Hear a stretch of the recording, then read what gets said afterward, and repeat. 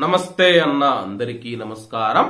Kuwait లో ఇటీవల కాలంలో మనం చూసుకుంటే చాలా మంది మహిళలు కువైట్ కు వచ్చిన తర్వాత ప్రవాస మహిళలు వారు ఏ దేశానికి సంబంధించిన వారైనా సరే, ఉదాహరణకు మన యొక్క భారతీయ మహిళలే చూసుకుంటే కువైట్ కు వచ్చిన తర్వాత ఆఫీసుల ద్వారా కానీ లేకపోతే ఏజెంట్ల ద్వారా వచ్చిన తర్వాత వాళ్ళనైతే బలవంతంగా వ్యభిచార కూపంలోకి దింపుతూ ఉన్నారు.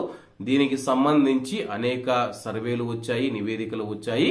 కానీ కువైట్ ప్రభుత్వం ఎటువంటి చర్యలు తీసుకుంటుందో ఇప్పటికి కూడా వెల్లడించలేదని చెప్పేసి కువైట్ లో ఉన్న నిపుణులు తెలుపుతూ ఉన్నారు.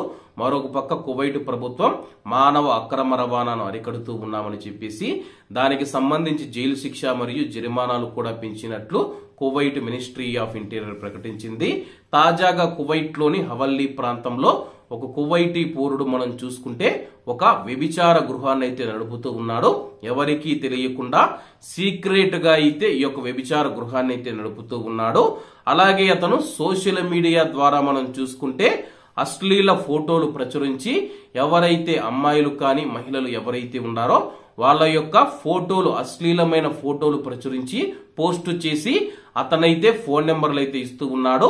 పలానా అమ్మాయి నెంబర్ ఇదని చెప్పేసి మీరు నన్ను కాంటాక్ట్ అయితే గాని ఇలా ప్రాసెస్ ఉంటుందని చెప్పేసి ప్రకటనలు ఇస్తూ ఉన్నాడని చెప్పేసి, అలాగే దీనికి సంబంధించి చాలా మందిని కూడా బలవంతంగా వ్యభిచార కూపంలోకి లాగేందుకు చాలా మంది అమ్మాయిల ఫోటోలు కూడా సేకరించి వాళ్ళనైతే బెదిరిస్తూ ఉన్నాడు.